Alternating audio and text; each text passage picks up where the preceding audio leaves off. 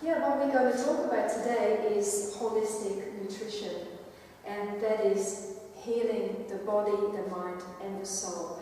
And when we're able to do that in combination with the three of each other, it makes us go to a higher vibration. It makes us go to a higher level. Because if our body is in tune, it helps our mind being clear, and it opens up our channels with spirit. So if all that is happening the way it's meant to happen, we are on the right track, and our journey in life is a lot more fluid.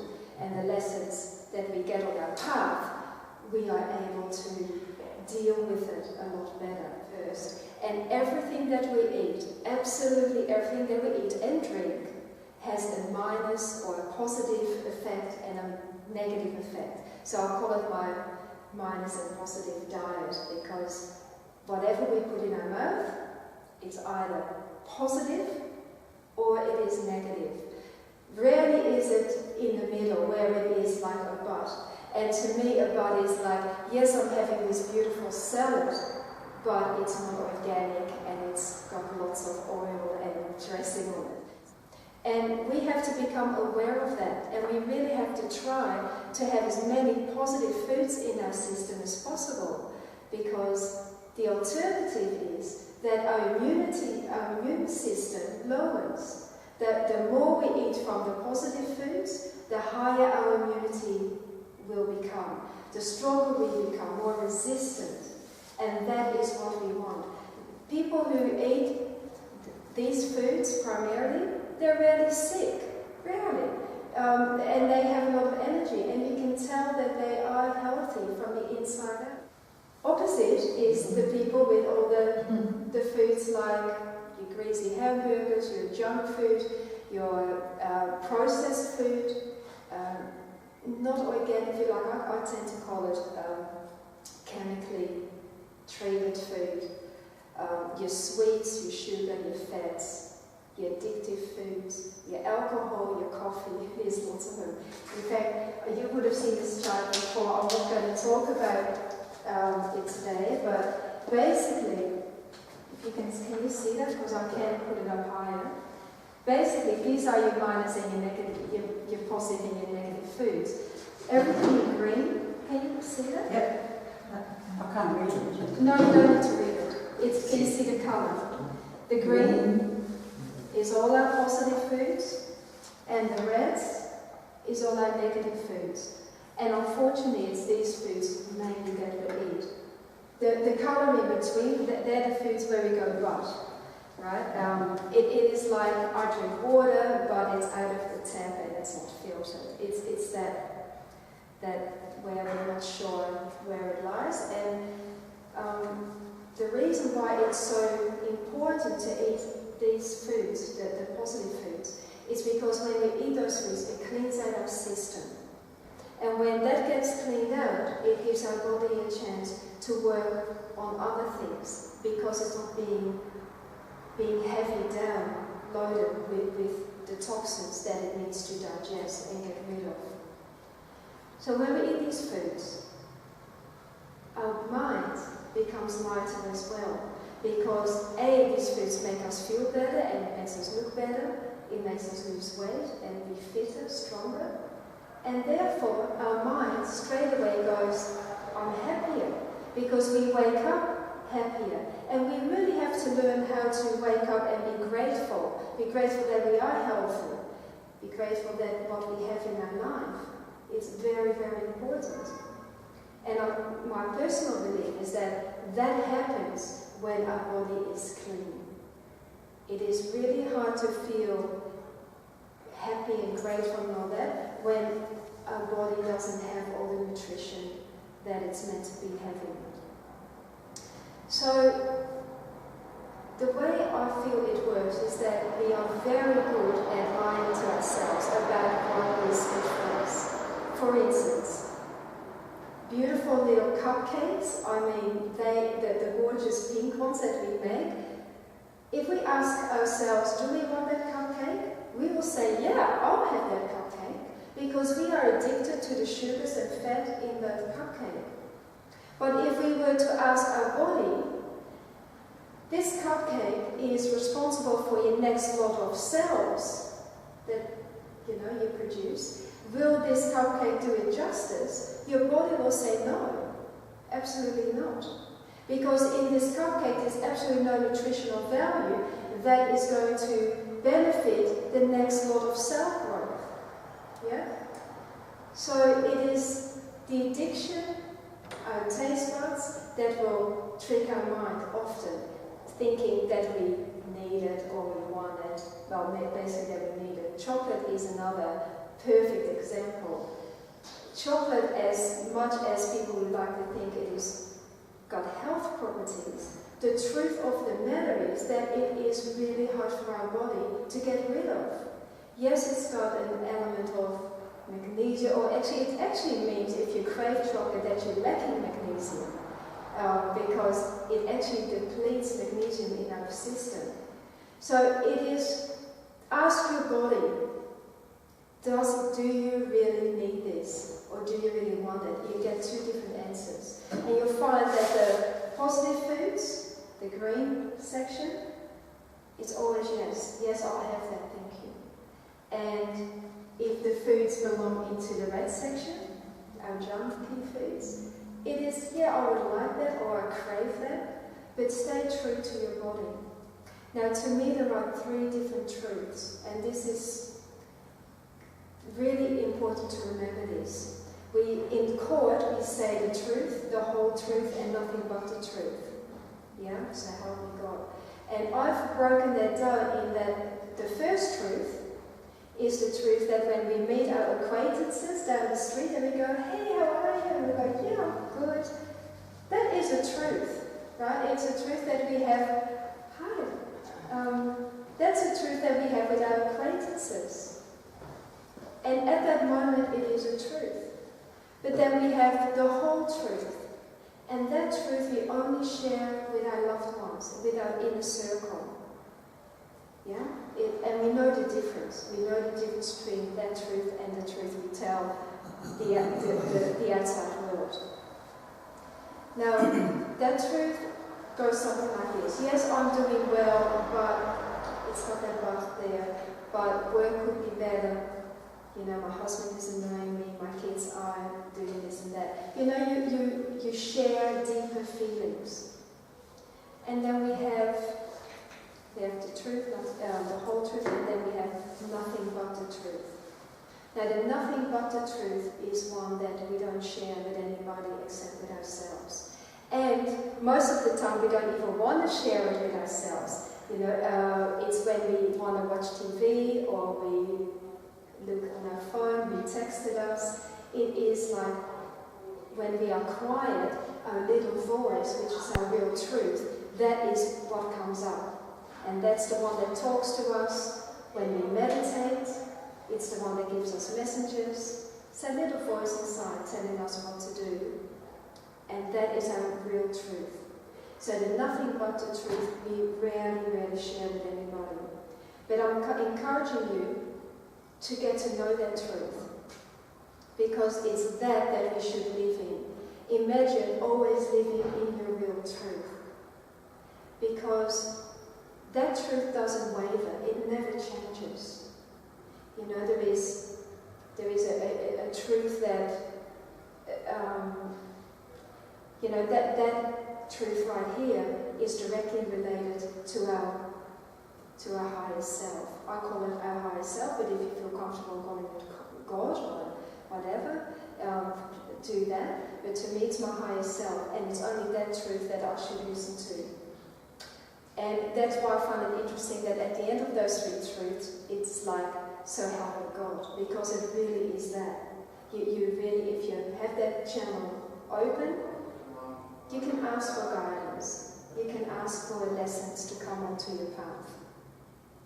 And it all depends where we are in our life, which vibration that you'll attract. Because if you're at this vibration, which usually are people who have a lot of these foods, I'll just tell you, these are our negative foods and these are our positive foods, and we just try to eat more of those foods rather than those foods. And obviously the green is all our health food, the other one is all our junky food.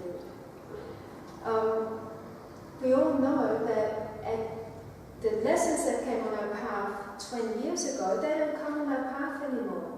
And that is because when we're on this vibration, the problems that these people have is at this vibration as well. In fact, the people sitting here, we are not that different. It's only 1 or 2% difference in the people that you share a room with. You have more in common with each other than other people that are not here. But what happens is, when we want to grow and we want to eat healthy and we want to just seek other things, we will remove ourselves from that level and we will, well, as we grow, we go up to another level and we'll experience the problems at that level, which are not as bad, which are a lot lighter and which are easier to deal with. Not always, but be able to deal with it more, because we get rid of the drama queen, because there's a lot of drama when it's at this level. We tend to be attracted to gossip, or we're attracted to, oh my God, guess what happened to me? Once you remove yourself out of that level, you don't want drama in your life. You don't want to be gossiping, and you only really want to surround yourself with people who don't gossip either. You really recognize those people who, are at that level. So there are the 3 truths, and we can do that with food. We honestly can do that with food. If you do not know whether something is good for you, ask your body, because your body will say yes or no, and trust that. And also be flexible, because we are so used to what we have learned from our parents, from our society, from the people around us. Feel comfortable with throwing out the old software. Whatever you believe to be true, be comfortable throwing it out and grab something that's new and see if it works. Be comfortable with that, because the more we do that, the quicker we grow, the quicker our lessons come on our path, and the quicker we become what we are meant to become. Because ultimately, we are free. We are free to think and do whatever we like, but it is society's contracts, and these are usually unconscious. The contracts that we sign with society and the people around us, they have the rules that make us stuck. Do we get that? The rules that we have unconsciously signed, they are the rules that keep us stuck where we are. Because if we start talking about veganism in a family full of meat eaters, it's not nice. And you often then don't talk about veganism because it's not shared. But why not? Why isn't it shared? It's those unwritten rules, and they are unwritten rules, that keeps us stuck. So, let me have a look. Oh yeah, that's a good one. Okay. So there are different, I'm in a process of changing my talk, so that's why I need to have a look every now and then to see what I've covered. These vibrations, there is lots and lots of them. And you can see it as a ladder going up. So it's not this way, because people think they used to be here and now they are over here. It's this way. And I'm going to draw this for you, because this is... So we've got the ladder going up. Now here, this is where the divine love is. Yeah? And this is where little love is. Okay. And all we have to do, so these are the vibrations this way, all we have to do is grab onto it and just grow and grow and grow and grow, because this is where the true love is and the truth is, right up here. This is where we struggle. And in the middle, that's where a lot of buts are. It's good, but, so really, it's not that hard to do that. The way to climb up the spiritual ladder, or physical, whatever that is the ability to throw out the old and put in the new. Yeah? feel comfortable with that.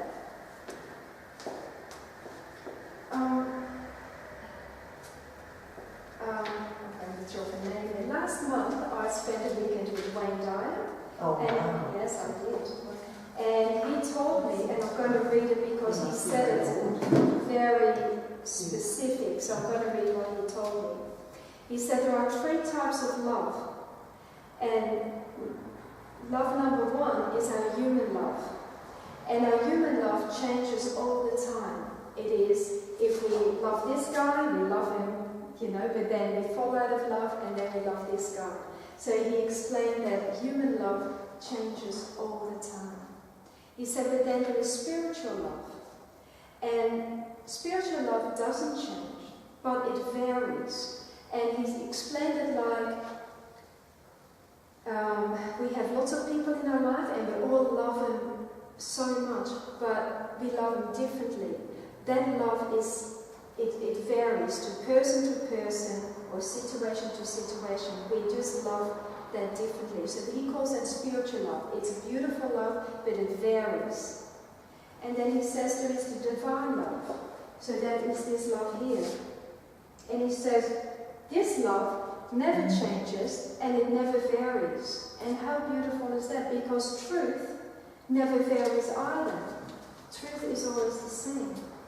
So, but you learn all this. Like with being healthy, there is lots and lots of different levels as well. Because if you go into it a bit deeper, you find that there are combinations that we shouldn't have. So, preferably we eat 80% alkaline food. So that is these foods here.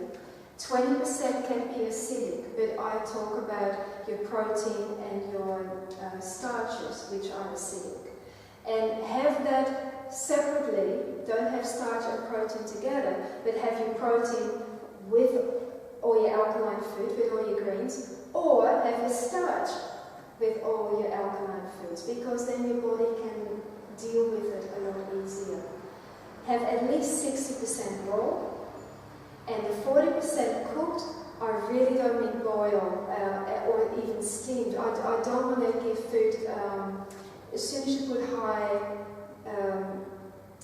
heat to it, or sometimes even any heat, it destroys all the vitamins and minerals. Right. It really does. So don't microwave oven your food. Microwaves are great for wheat snacks, when you want to heat up your wheat snack.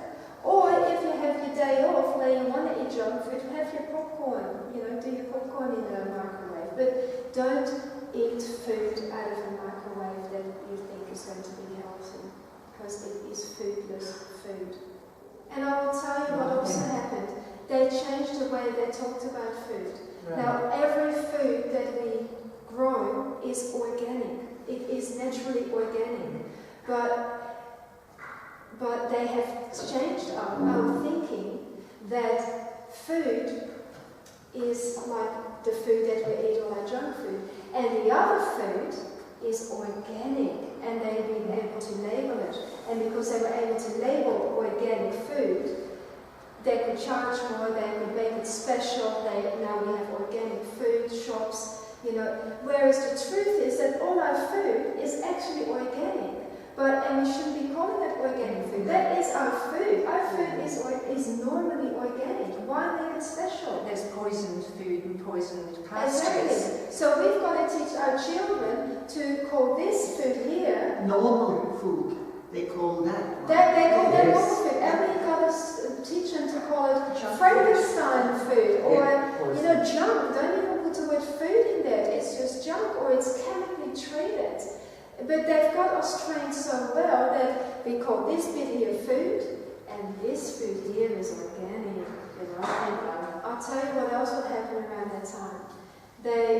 What they did is they wanted to bring, because meat eating was not that common back then. You would have your steak every now and then, or you would have a roast on Sundays, but they wanted to make it more commercial.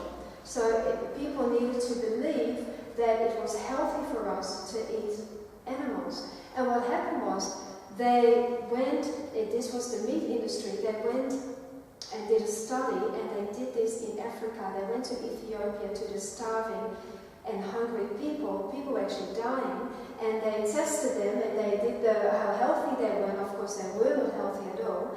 And then they fed them meat for a month, and then they tested them again. And of course, the results were that these people were a hell of a lot healthier, or they were alive at least, than they were a month ago. And these statistics were put out over the whole world.